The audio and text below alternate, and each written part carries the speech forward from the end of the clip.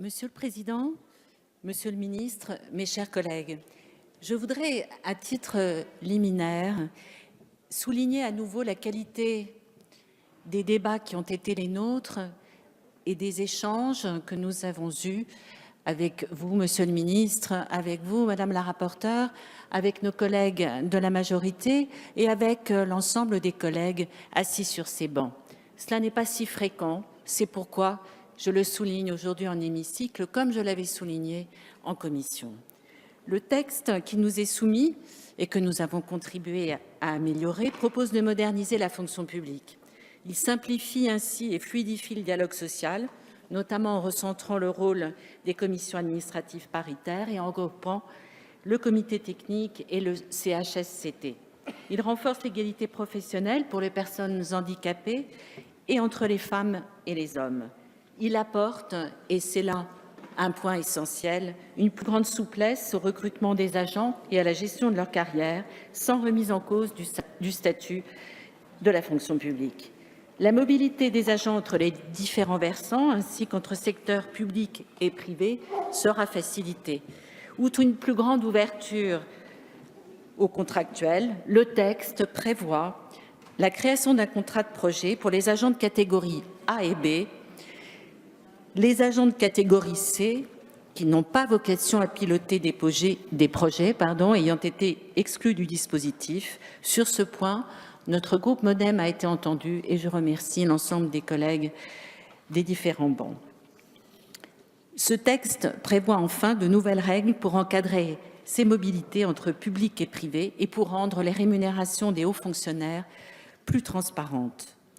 La souplesse apportée à la gestion du corps implique que des garanties soient prévues s'agissant de possibles situations de conflit d'intérêts. Je pense notamment au départ des fonctionnaires vers le secteur privé, mais aussi à leur éventuel retour au sein de la fonction publique. Nous sommes ainsi parvenus à fusionner la commission de déontologie de la fonction publique avec la Haute Autorité pour la transparence de la vie publique, comme le suggérait le rapport réalisé par mes collègues Alain Marlex et Fabien Matras. De cette manière, les situations individuelles les plus sensibles seront confiées pour avis à la Haute Autorité qui présente de véritables garanties d'indépendance. Ces avis seront publics et surtout, ils devront être suivis d'effets.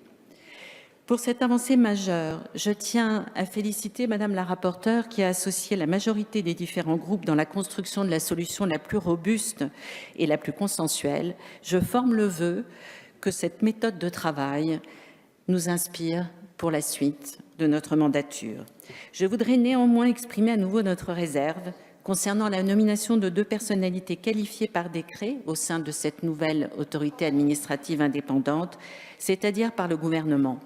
Afin d'éviter toute confusion des genres et de préserver au mieux l'indépendance dont jouit la haute autorité, nous aurions préféré que ces nominations soient confiées au président de l'Assemblée et du Sénat, ainsi que préconisé par les différents groupes de cet hémicycle. Nous regrettons par ailleurs de n'avoir pu revenir, s'agissant du délit de prise illégale d'intérêt, à une définition permettant l'exercice effectif de poursuites, ce qui est très difficile dans la rédaction actuelle du texte. Cet outil nous manquera, mais nous avons entendu ce que vous nous avez dit, Monsieur le Ministre, s'agissant de la saisine éventuelle de Madame la garde des Sceaux, avec peut-être votre soutien. De même, nous déplorons que la définition de représentant d'intérêt n'ait pas été modifiée. Les activités de lobbying, dès lors qu'elles ne constituent pas l'activité principale de l'agent, continueront à s'exercer sans contrôle alors qu'elles peuvent porter sur des enjeux politiques et financiers majeurs. Là encore, à nous de saisir le cas échéant, Madame la garde des Sceaux. Sous ces réserves, nous sommes satisfaits du texte issu de notre hémicycle qui répond aux besoins de souplesse accrue, de meilleur contrôle et de plus grande transparence dans la gestion des 3 versants de la fonction publique. Dans ces conditions, le groupe MoDem votera ce texte. Je vous remercie. Merci, chers collègues.